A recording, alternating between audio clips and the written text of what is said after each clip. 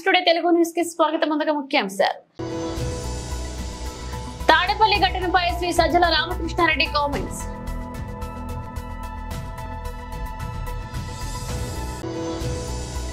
ఐదేళ్లు అండగా ఉండండి, 100 ఏళ్ల అభివృద్ధి చేసి చూపిస్తా సీఎం రేవంత్ రెడ్డి.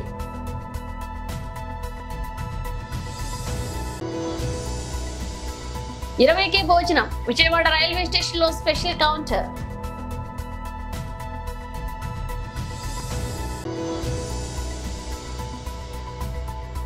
విజయ్ దేవరకొండతో సినిమాపై క్లారిటీ ఇచ్చిన ప్రశాంత్ నీల్ టీమ్. తాడేపల్లి ఘటనపై శ్రీ సజ్జల రామకృష్ణారెడ్డి కామెంట్స్. ఒక అమాయక ప్రాణాన్ని,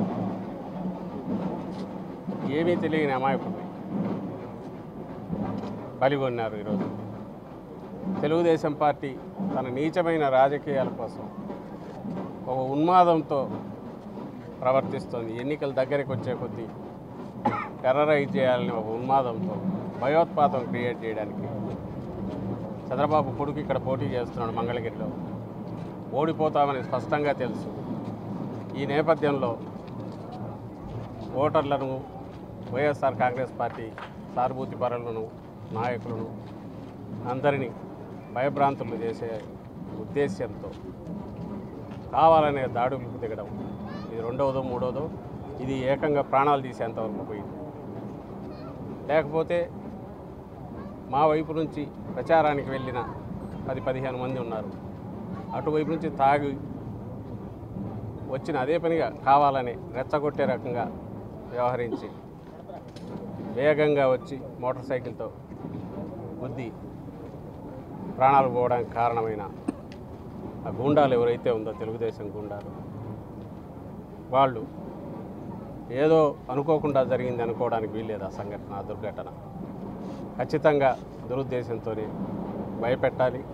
ఓ ప్రాణం తీసుకొని అయినా సరే భయపెట్టాలని ఈ దాడికి తెగించారు. దీన్ని తీవ్రంగా పార్టీ ఖండిస్తుంది. ప్రజాస్వామ్యంలో ఇలాంటి వాటికి చోటు ఉండకూడదు.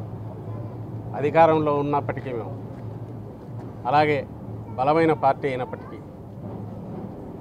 ఎంత సంయమనంతో, నిగ్రహంతో ఉన్న అనేది నిన్నటి నుంచి పార్టీ కార్యకర్తలు చూసినా లేదా నాయకులు వ్యవహరించి తీరు చూసినా అందరికీ అర్థం కావాలి, ప్రజలు కూడా అర్థం చేసుకోవాలి. బట్ ఈ నిగ్రహంగా ఉండడం అనేది చేతగాంతనంగా ఎవరు అర్థం చేసుకోవద్దు అనేది గట్టిగా హెచ్చరిస్తున్నాం. నిజంగా కన్నెర్ర చేస్తే ఒక్కడు కూడా రోడ్ల మీద తిరగలేడు, తెలుగుదేశం పార్టీ నాయకులు కానీ కార్యకర్తలు కానీ. ఇది పద్ధతి కాదు. కేవలం థంపింగ్ మెజారిటీతో రాబోతున్నాము, వైఎస్ఆర్ కాంగ్రెస్ పార్టీ గెలవబోతోందనే భయంతో వాళ్ళు చేస్తున్న కుట్రలు, వాటికి మరింత ఊతం ఇచ్చే రకంగా వ్యవహరించకూడదని మేము సంయమనంతో ఉన్నాం. దీన్ని చేతగాంతరంగా భావించొద్దని హెచ్చరిస్తున్నాం. అలాగే ఇది ఖచ్చితంగా హత్య. 302 కిందనే కేసు రిజిస్టర్ చేయాలి. వీ డిమాండ్ పోలీస్ అధికారులను కూడా కేసు 302 కింద రిజిస్టర్ చేసి దర్యాప్తు చేపట్టి దోషులను కఠినంగా శిక్షించే రకంగా, నిందితులను వెంటనే పట్టుకొని దోషులను కఠినంగా శిక్షించే రకంగా, భవిష్యత్తులో ఇలాంటి వాటికి ఎవరు దిగాలని భయపడే రకంగా వ్యవహరించాలని అధికారులను కూడా కోరుతున్నాం. అలాగే వెంకటరెడ్డి గారిని వెనక్కు తీసుకురాలేము. అలాంటి మంచి నాయకుడిని కోల్పోయినందుకు బాధపడుతున్నాం. ఆయన ఆత్మకు శాంతి కలగాలి. ఆయన కుటుంబానికి మనిషిని తీసుకురాలేము, కానీ ఆయన కుటుంబానికి పార్టీ పూర్తిగా అండగా ఉంటుంది. 5 ఏళ్లు అండగా ఉండండి, 100 ఏళ్ల అభివృద్ధి చేసి చూపిస్తా సీఎం రేవంత్ రెడ్డి. ఈ మహబూబ్నగర్ జిల్లా పాత ఉమ్మడి జిల్లాలో నాకు ప్రత్యర్థులు లేరు, నాకు శత్రువులు లేరు. ఎవరైనా ఈ పాలమూరు బిడ్డలే. ఆ పాలమూరు బిడ్డలు ఈ ప్రాంతం అభివృద్ధి కోసం సహకరించాలనేది నా ఆలోచన తప్ప నాకెవరి మీద ఎలాంటి ద్వేషం లేదు, నాకు ఎలాంటి కోపం లేదు. నా పట్టుదలంతా ఒక్కటే. లేక ఒక అవకాశం వచ్చింది. ఈ అవకాశం జారవిరుచుకుంటే మన 100 ఏళ్ళైనా ఈ పాలమూరుకి ఇట్లాంటి అవకాశం రాదు. 75 ఏళ్ల కింద మొట్టమొదటి హైదరాబాద్ రాష్ట్రానికి బూర్గుల రామకృష్ణారావు గారు ముఖ్యమంత్రి అయితే మళ్ళా 70 ఏళ్ల తర్వాత ఇవాళ మన పాలమూరుకు ఒక అవకాశం వచ్చింది. ఆనాడు పూర్తి స్థాయిలో అభివృద్ధి జరగలేదు కాబట్టి 70 ఏళ్ళు మనం ఎదురు చూడాల్సి వచ్చింది, కండ్లలో ఒత్తులు పెట్టుకొని చూడాల్సి వచ్చింది. ఇవాళ 70 ఏళ్ల తర్వాత వచ్చిన అవకాశాన్ని కొంతమంది కుట్రలు కుతంత్రాలతో దెబ్బతీయాలంటే మీరందరూ చూసుకుంటూ ఊరుకుంటారా అని కొడంగల్ కార్యకర్తలు నేను అడుగుతున్నా.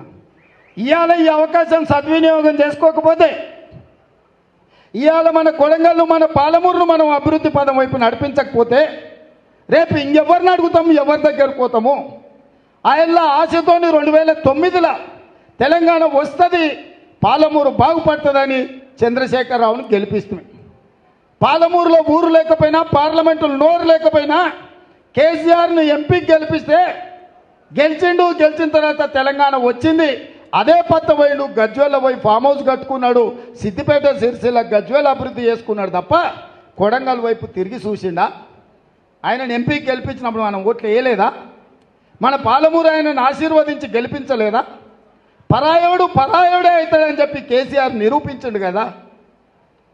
ఈ పాలమూరు మీద ద్వేషంతో, సవతి తల్లి ప్రేమతోటి 10 ఏళ్ళు ముఖ్యమంత్రి ఉన్నా కల్వకుర్తి పూర్తి కాలే, నెట్టంపాడు పూర్తి కాలే, కోయిల్సాగర్ పూర్తి కాలే, జూరాల పూర్తి కాలే, ఏ ప్రాజెక్టు పూర్తి కాలేదు, ఏ ఎకరాకు నీళ్ళు ఇవ్వలేదు. పాలమూరు రంగారెడ్డి ఎత్తిపోతలని కమిషన్లకు బలైపోయింది. ఎక్కడిదక్కడనే ఆగం. మక్తల్ నారాయణపేట కొడంగల్ను నేను జీవో తెస్తే 10 ఏళ్ళు దాన్ని దొక్కిపెట్టిండు. ఇవాళ మళ్ళీ మనం దాన్ని బయటకు తీసి ఇవాళ పన్నులు మొదలు పెట్టుకున్నాం. అందుకే ఇవాళ ఈ కొడంగల్ కార్యకర్తల సమావేశంలో నేను ఒక మాట చెప్పదలుచుకున్నా. ఈ పార్లమూరులో ఈ 5 ఏళ్ళు ఏ ఎన్నికలు వచ్చినా నాకు అండగా నిలబడండి. రాబోయే 100 ఏళ్లకు సరిపోయే అభివృద్ధి చేసే బాధ్యత నేను తీసుకుంటా.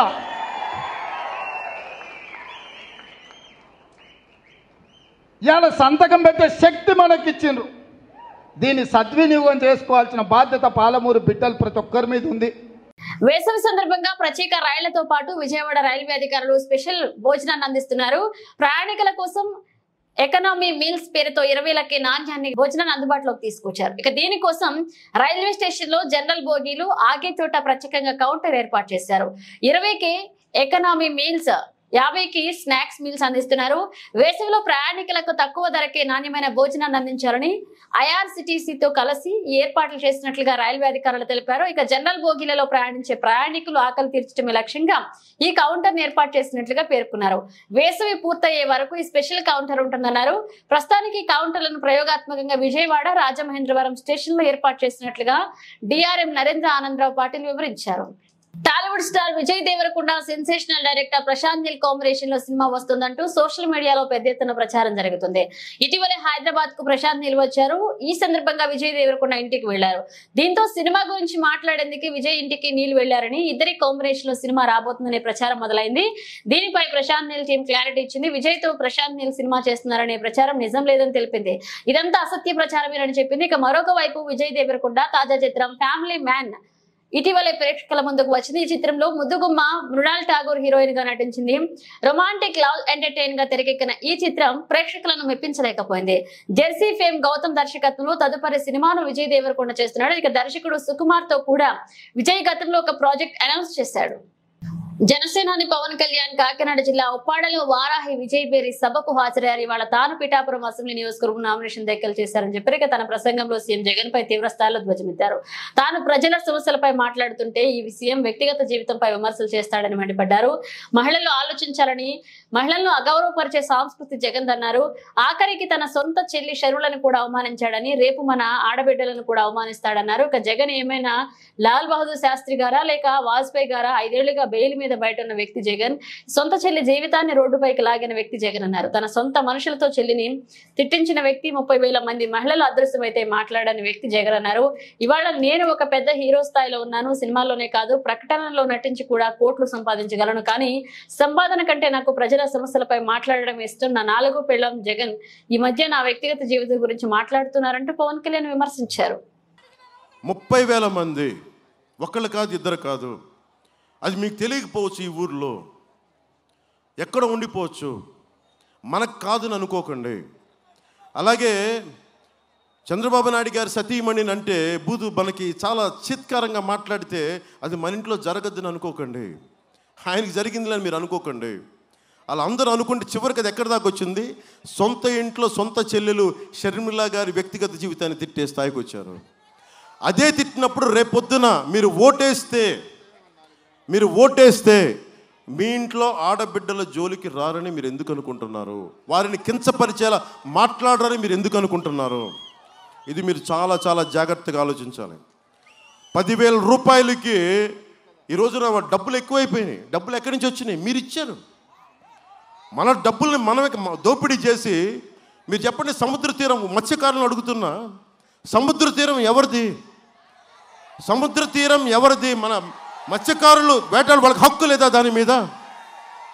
మరి అలాంటి సముద్ర తీరంలో మీకు వాళ్ళు కూర్చోబెట్టి మీకు కష్టం కదా అది. సముద్ర తీరం ప్రభుత్వానిది అంటే సరిపోదు. ప్రభుత్వం అంటే ఎవరు? మనుషులే కదా మనలాగా. ప్రభుత్వం అంటే దానికైనా కొమ్ములు ఉంటాయా ప్రత్యేకించి? లేదంటే ఏదైనా రోబోట్? అది మనలాంటి మనుషుల సమూహం. మనందరం శక్తి ధారపోసి ఒక 10 మందిని కూర్చోబెట్టాం. ఆ 10 మంది కూర్చోబెట్టారే మా బాగోగులు చూడు తండ్రి అని చెప్పాం. ప్రభుత్వం చెప్తుంది, వ్యవస్థలు చెప్తారని. వ్యవస్థ అంటే ఎవడు? మేము ఏర్పరచుకున్న వ్యవస్థ. మేము మీకు హక్కు ఇచ్చాం. మత్స్యకారులు ఒకటే చెప్పండి వైసీపీ వాళ్ళకి, మిత్రమా, నువ్వు ఓటు అనే బోటు మీద నువ్వు సముద్ర తీరం దాటావు, ఈరోజు తగలేసావు మమ్మల్ని. ఓటు అనే బోటు మీద తీరం దాటి ఈరోజు మన కడుపుల మీద కొట్టాడు జగన్. అది మీరు మర్చిపోకండి. 10,000 రూపాయలు ఇస్తాడు. ఎవరు దోచేసిన సొమ్ము అది? ఎవరు దోచారు? అది వాడు సొంత డబ్బు కాదే. సొంత డబ్బు కాదే. వాళ్ళ నాన్నగారు పార్టీ స్టార్ట్ చేయడానికి వాళ్ళకి కష్టాలకు కూడా, వాళ్ళకి ఇల్లు నడుపుకోవడానికి కూడా కష్టాలు ఉండేవి. ఈరోజు డబ్బులు వచ్చేసి నేను కాదంటలా, కానీ ఆ డబ్బులు మనవే కదా. ఈరోజు జగన్ దగ్గర 1,00,000 కోట్లు ఉన్నాయి, ఇన్ని కోట్లు అని చెప్తారు. కానీ ఆ డబ్బంతా మనలాంటి వాళ్ళందరం కూర్చొని మనందరం అమాయకుల్లాగా ఎర్రి గుర్రెలా అయిపోయాం మనందరం. అందుకని మీరు చాలా చాలా జాగ్రత్తగా ఓటు వేయాలి. జగన్ మాట్లాడితే ఏం మాట్లాడాను? నేను మాట్లాడింది మత్స్యకారుల గురించి మాట్లాడాను. నేను మాట్లాడితే రైతాంగం గురించి మాట్లాడాను. నేను మాట్లాడితే చేనేత కార్మికులకు బ్రాండ్ అంబాసిడర్గా ఉంటానని చెప్పాను. నేను యాక్టర్గా ఉండి మీరు ఆలోచించండి, నేను ఎన్ని అడ్వర్టైజ్మెంట్స్ చేసి ఉండొచ్చు. నేను కొన్ని కోట్ల డబ్బులు వచ్చిండేది కదా, ఎందుకు చేయలా? అరే, పవన్ కళ్యాణ్ అనేవాడు గొంతు తిప్పితే ప్రజలకి మేలు జరగాలి, ప్రజల కష్టాలకి అది భుజం గాయాలి.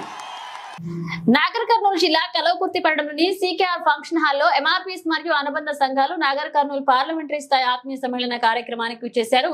ముఖ్య అతిథిగా మాన్యశ్రీ మందకృష్ణ మాదిగ మాట్లాడుతూ, నా జాతి ప్రజలారా, నేను మీ మాదిగ బిడ్డనే. మీ 13వ తారీఖున నాకు జరగబోయే ఎన్నికల్లో బీజేపీ అభ్యర్థిగా నిలబడ్డ ఎంపీ రాములు కుమారుడైన భరత్ ప్రసాద్ ను గెలిపించండి. మన మాదిగ బిడ్డలకు న్యాయం చేసినట్లు అవుతుంది.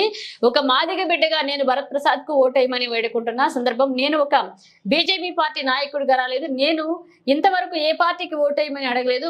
మన మాదిగ పోరాట సమితికి అండగా మన పిల్లల భవిష్యత్తు మనం మార్చడానికి అన్ని రంగాల్లో వెనుకబడినటువంటి మాదిగలను అన్ని రంగాల్లో ముందస్తులు తీసుకురావడంతో పనిచేయండి. ఇక నా కోసం కాదు, మీ బిడ్డల భవిష్యత్ కోసం, ముందు తరాల భవిష్యత్ కోసం, షెడ్యూల్ కులాల నాగరికత కోసం నేను చేసే ఈ పోరాటం నా కోసం కాదు, నా కోసం చేసే పోరాటం అయితే నేను వేసుకునేది నల్లకండవా కాదు. నాకు కావాలనుకుంటే ముఖ్యమంత్రి పదవి, మంత్రి పదవి వస్తుంది, కానీ మన జాతి కోసం, మన భవిష్యత్ కోసం, ముంతరాల కోసం నేను చేస్తున్న ఈ పోరాటం ఆగదు. ఇక కాంగ్రెస్ మనలా నిలువును ముంచేస్తుందన్నారు. మన మాదిగల బిడ్డలకు న్యాయం చేసే విధంగా మీరు బాధ్యత తీసుకోండి అని చెప్పి మిమ్మల్ని కోరడానికి, విజ్ఞప్తి చేయడానికి నేను ఇక్కడికి వచ్చాను. ఒక మాదిగ బిడ్డగా నేను భరత్ ప్రసాద్ గారికి ఓటేయమని నేను కోరడానికి జరుగుతున్నదంటే, నేను ఒక బీజేపీ పార్టీ నాయకుడిగా నేను రాలేదు. ఎంఆర్ఎస్ మొదలైన తర్వాత నేను ఇంతవరకు ఏ పార్టీ కూడా నేను చేయలేదు. మాదిగ రిజర్వేషన్ పోరాట సమితి ఏర్పడింది 94లో. మన పిల్లల చదువులు వెనుకబడిపోతున్నాయి, మన పిల్లలకు ఉద్యోగం రావట్లేదు, మనం మాదిగంగా ఆర్థికంగా చిక్కుపోయాం, రాజకీయంగా మనం వెనుకబడిపోతున్నామని చెప్పి అన్ని రంగాల్లో వెనుకబడిపోతున్న మాదిగలను అన్ని రంగాల్లో ముందుకు నడిపించడం కోసం మీ మాదిగ బిడ్డగా నా వంతు 3 దశాబ్దాల్లో పోరాటం చేస్తున్న విషయం మీరు పూర్తిగా ఉన్నారు, మీరు గమనించలే ఉన్నారు. ఈ నేపథ్యంలో మీ అందరూ చెప్తున్నా, షెడ్యూల్ కులాల వర్గీకరణ సాధిస్తేనే మన పిల్లల చదువులు ముందుకెళ్తాయి, మన పిల్లలకు ఉద్యోగాలు వస్తాయి, ఆర్థికంగా రాజకీయంగా పైకి వస్తాం. వాటి కోసమే ఒక తాపత్రయంతో ఈ 30 ఏళ్ళుగా నా వంతు పాత్ర పోషిస్తున్నా. నా కోసం కాదు, మీ బిడ్డల భవిష్యత్తు కోసం ఉద్యోగం జరుగుతున్న విషయం మర్చిపోరు. నా కోసం కాదు, మీ బిడ్డల భవిష్యత్తు కోసం ఈ పోరాటం జరుగుతున్న విషయం మర్చిపోతాను. ఒకవేళ నా కోసమే అవుతే ఈ 30 ఏళ్ళ జరుగుతున్న ఉద్యోగంలో నా కోసం కలిసి చేసుకోవాల్సింటే నాకు ఎప్పుడో పదవులు వచ్చినాయి, ఇప్పుడు పదవులు వస్తాయి. నా ఒంటి మీద ఎప్పుడు కూడా ఈ నల్ల కండువా తప్ప మీరు వేరే కండువా చూసే చరిత్ర లేదు, చరిత్ర ఉండదు భవిష్యత్తులో కూడా. నా ఒంటి మీద ఈ నల్ల కండువా తప్ప మాదిగ ఉద్యమానికి గుర్తుగా, మాదిగ పోరాటానికి గుర్తుగా నేను మొదలు వేసుకున్న కండువా 30 ఏళ్ళ క్రితం ఇదే కండువా నా ఒంటి మీద ఉన్నది, రేపు కూడా నా ఒంటి మీద ఉంటుంది. ఎందుకంటే ఇది నా జాతి కోసం జరుగుతున్న పోరాటం. ఈ పోరాటాన్ని నేను పక్కకు పెడితే, ఈ పోరాటాన్ని పక్కకు పెట్టి నేను ఏదైనా పాఠం చేస్తే, ఈ నల్ల కండువా పోయి నా ఒంటి మీద ఏదైనా కండు వస్తే నేను ఎప్పుడో పదవులు నాకు వస్తాయి, ఎప్పుడో పదవుల్లో ఉండేవాడిని. ఇప్పుడు మీ ముందటున్నది అన్న ఎంపీ రాములన్న, మీ ముందటున్నది ఎంపీ రాములన్న. ఇదో రాములన్న ఇప్పుడు ఎంపీ ఎప్పటి నుంచి 2019 నుంచి ఇప్పుడు ఎంపీగా ఉన్నాడు. మీ బిడ్డగా నేను ఎంపీ కాదాల్సుకుంటే నాకు 1998లోనే చంద్రబాబు నాయుడు పెద్దపల్లి పార్లమెంట్కి పెడితే నేను వద్దానుకున్నా. అన్న 2019 నుంచి ఎంపీ, కానీ నేను 98లోనే చంద్రబాబు నాయుడు ఎంపీ ఇచ్చారు. అది రామ్లాల్ గారు తెలుసు. పెద్దపల్లి పార్లమెంట్ చంద్రబాబు నాయుడు గారు ఏమన్నాడంటే, కృష్ణ నువ్వు మానవులకు మంచి నాయకుడు ఎదిగావు. 25 రోజుల క్రితం అదృశ్యమైన ప్రభుత్వ ఉపాధ్యాయుడి అదృశ్యం కేసును ఛేదించారు చేగుంట పోలీసులు. ప్రభుత్వ ఉపాధ్యాయుడి దారుణ హత్యకు పాల్పడిన 3 నిందితులను అరెస్ట్ చేసి రిమాండ్ కు తరలించారు పోలీసులు. మెదక్ జిల్లా చేగుంటకు చెందిన మోత్కూరి నాగరాజు మాసాయిపేట ప్రభుత్వ పాఠశాలలో హిందీ ఉపాధ్యాయుడిగా పనిచేస్తున్నాడు. అతను గత మార్చి 28వ తేదీ నుంచి అదృశ్యం కాగా అతని కుమారుడి ఫిర్యాదు మేరకు చేగుంట పోలీసులు కేసు నమోదు చేసుకుని విచారణ చేపట్టారు. రామాయంపేట సర్కిల్ ఇన్స్పెక్టర్ వెంకటేష్ కథనం ప్రకారం చేగుంటలో అద్దె ఇంట్లో నివాసం ఉంటున్న ప్రభుత్వ ఉపాధ్యాయుడు నాగరాజు అదే భవనంలో నివాసం ఉంటున్న వంగా సత్యనారాయణ తన భార్య వంగా స్వాతితో మృతుడు నాగరాజుకు అక్రమ సంబంధం ఉంది.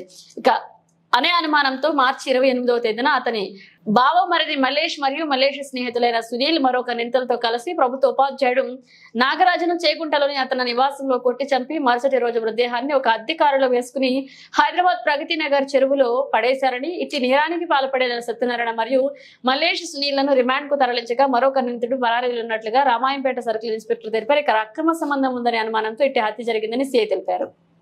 గవర్నమెంట్ టీచరు జెడ్పిహెచ్ఎస్ మాసాయిపేటలో పనిచేస్తూ ఉంటాడు. ఆయన 3 రోజుల నుంచి కనపడతలేదని ఆ రోజు చేగుంట పిఎస్లో ఫిర్యాదు ఇవ్వడం జరిగింది. దాని మీద కేసు అవ్వడం జరిగింది. మ్యాన్ మిస్సింగ్లో కేసు అయింది. ఆ తర్వాత దీన్ని పరిశోధించగా దీనిలో కొన్ని వివరాలు ఏంటంటే, ఈ టీచరు కిరాయికుంటున్న ఇంటి క్రింద వంగా సత్యనారాయణ అన్న వ్యక్తి తన కుటుంబ సభ్యులతోటి ఫ్యామిలీ పిల్లలతోటి ఉంటాడు.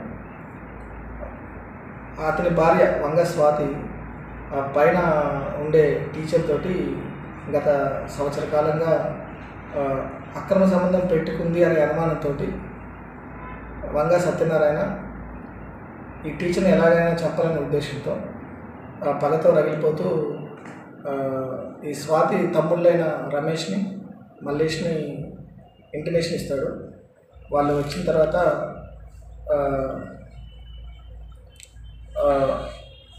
ఆ ఆడియో రికార్డ్స్ అన్నీ వినడం జరిగింది. స్వాతికి మరియు టీచర్కి మధ్య ఉన్న ఆడియో రికార్డ్స్. ఆ తర్వాత రమేష్ ప్లాన్ ప్రకారం రమేష్ ఒక కార్ ప్రొవైడ్ చేస్తాడు హైదరాబాద్లో. అది తీసుకొని రమేష్ తమ్ముడైన మల్లేష్ ఫ్రెండ్ అయిన సునీల్ గౌడ్ ఇద్దరు కలిసి కారులో వచ్చి మార్చి 28వ తారీఖు సాయంత్రం 6:30 నుంచి 7 గంటల మధ్యలో టీచర్ ఇంట్లో ఉన్నప్పుడు ఒక్కడే ఉన్నప్పుడు లోపలికి వెళ్ళిపోయి గడియ పెట్టుకొని అతన్ని నైలాన్ రోడ్ తోటి చేతులు కట్టేసి పక్కనే ఉన్న ఒక తాళంతో తల మీద గట్టిగా కొట్టడంతో అతను అక్కడికక్కడే చనిపోయాడు. ఆ తర్వాత రోజు 29 మార్చ్ రోజు అర్ధరాత్రి పూట వాళ్ళు ఏదైతే రెంట్ తెచ్చిన కారు ఉందో అదే కారులో ఆ శవాన్ని దుప్పట్లలో అక్కడున్న దుప్పట్లలో కట్టేసి కారులో హైదరాబాద్లోని ఈ వర్కల మల్లేష్ ఉంటున్న ఎల్లమ్మకొండ ఏరియాలో ప్రగతి నగర్ చెరువు ఉంది. ఆ చెరువులో పడేసి ఆ కారు కిరాయికి ఇచ్చిందని అక్కడ వాళ్ళకి ఇచ్చేస్తారు, ట్రావెల్స్ వాళ్ళకి ఇచ్చేస్తారు. ఈ విధంగా టీచర్ని అక్రమ సంబంధం పెట్టుకున్నారు అనే అనుమానంతో వంగ సత్యనారాయణ, అతని బావమరిది మల్లేష్ స్నేహితుడైన సునీల్ గౌడ్, వాళ్ళ అన్న ప్లానింగ్ రమేష్, ఈ నలుగురు ఈ విధంగా ఈ నేరంలో పాల్గొన్నారు. ఇట్టి కేసులో ప్రతిభ కనపరిచిన చేగుంట ఎస్ఐ గారికి, నాగభూషణ్ గారికి ప్రత్యేకంగా అభినందనలు తెలియజేయడం అవుతుంది. Thank you. ముగ్గురు రమేష్ అబ్స్కాండింగ్లో ఉన్నారు. సీఎం రేవంత్ రెడ్డి సభకు తేదీ ఖరారైంది. స్థలా పరిశీలనకు రాష్ట్ర ఆరోగ్య శాఖ మంత్రి దామోదర్ రాజనరసింహ వెళ్లారు. మెదక్ జిల్లా పెద్దశంకరంపేట మండల కేంద్రంలో బాయికాడి పద్మజ ఫంక్షన్ హాల్ పక్కన నెల 26వ తేదీన జరిగే సీఎం రేవంత్ రెడ్డి సమావేశానికి స్థల పరిశీలనకు రాష్ట్ర ఆరోగ్య శాఖ మంత్రి దామోదర్ రాజనరసింహతో కలిసి నారాయణఖేడ్ నియోజకవర్గం ఎమ్మెల్యే పటోళ్ల సంజీవారెడ్డి, మాజీ ఎంపీ సురేష్ శెట్కార్ పెద్దశంకరంపేట మండల కేంద్రంలో సీఎం రేవంత్ రెడ్డి సభకు స్థలాన్ని పరిశీలించారు.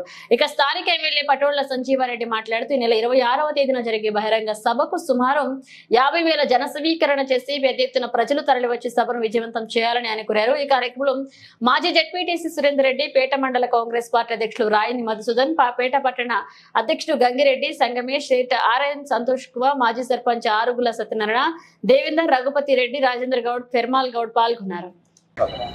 రేపు 26 ఏప్రిల్ రోజు మా గౌరవ ముఖ్యమంత్రి రేవంత్ రెడ్డి గారు పార్లమెంట్ ఎన్నికల ప్రచారంలో భాగంగా మన శంకరంపేట అంటే నారాయణఖేడ్ నియోజకవర్గానికి రావడం జరుగుతుంది. టోటల్ 3 నియోజకవర్గాల నుండి ఇక్కడ ప్రజా సమీకరణ చేయడం జరుగుతుంది. జూకల్, అందోల్, నారాయణఖేడ్ నియోజకవర్గాల నుండి పెద్ద ఎత్తున ప్రజలు ఇక్కడ తరలి రావడం జరుగుతుంది. కాబట్టి దాంట్లో భాగంగా గ్రౌండ్ పరిశీలనలో మన గౌరవ హెల్త్ మినిస్టర్ దామోదర్ రాజనరసింహ గారు కూడా వచ్చి పరిశీలించడం జరిగింది.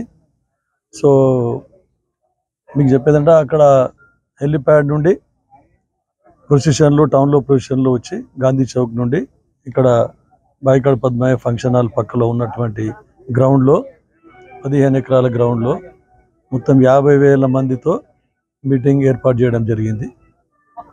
దాంట్లో భాగంగానే అధికారులందరికీ కూడా అప్రమత్తం చేయడం జరిగింది. పెద్ద ఎత్తున 3 నియోజకవర్గాల నుండి జన సమీకరణ చేయడం జరుగుతుంది. ఎందుకంటే ఎప్పుడు కూడా ఈ అందోల్ నియోజకవర్గం కానీ, నారాయణఖేడ్ నియోజకవర్గం కానీ, జుక్కల్ నియోజకవర్గం కానీ ఎప్పుడు కాంగ్రెస్ కంచుకోట ఇవి అన్ని 3 నియోజకవర్గాలు కూడా. కాబట్టి పెద్ద ఎత్తున జనాలు వస్తారు కాబట్టి వారికి తగిన సౌకర్యాలు కల్పించాలని చెప్పేసి ఈ గ్రౌండ్ ఏర్పాటు చేయడం జరిగింది. ఇంకా దాంట్లో భాగంగానే మా ముఖ్యమంత్రి రేవంత్ రెడ్డి గారు ఏదైతే రేపు మా సురేష్ శెట్కార్ గారు రేపు 10 గంటలకు సంగారెడ్డిలో 11 గంటలకు జైరాబాద్ పార్లమెంట్ నియోజకవర్గానికి నామినేషన్ కూడా వేయడం జరుగుతుంది. రేపు కూడా పెద్ద ఎత్తున కార్యకర్తలు అందరూ తరలిపోతూ ఉన్నారు సంగారెడ్డికి. దాని తర్వాత 26వ తేదీ రోజు సాయంత్రం 4 గంటలకు ఇక్కడ ముఖ్యమంత్రి గారు సభాస్థలికి విచ్చేస్తారు. తర్వాత 6-6:30 తర్వాత రోడ్డు మార్గంలో మళ్ళీ అక్కడ హైదరాబాద్లో ఉన్నటువంటి మీటింగ్ అటెండ్ చేయడానికి వాళ్ళు వెళ్ళడం జరుగుతుంది. ప్రజలకు అందరికీ 3 నియోజకవర్గాల ప్రజలకు, ఇతర కాంగ్రెస్ అభిమానులకు, కాంగ్రెస్ కార్యకర్తలకు అందరికీ కోరుకునేది ఏంటంటే ఈ పెద్ద ఎత్తున ఈ మీటింగ్కి వచ్చి సభను దిగ్విజయం చేసి మరొకసారి కాంగ్రెస్ కంచుకోటగా దీన్ని చాటుకోవాలి అని చెప్పేసి కోరుతూ ముగిస్తున్నాను. బులెటిన్ ముగించే ముందు హెడ్లైన్స్ మరోసారి. తాడేపల్లి ఘటనపై శ్రీ సజ్జల రామకృష్ణారెడ్డి కామెంట్స్.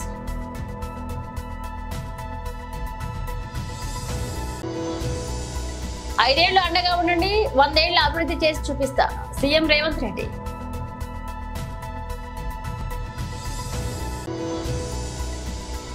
ఇరవైకే భోజనం, విజయవాడ రైల్వే స్టేషన్ లో స్పెషల్ కౌంటర్.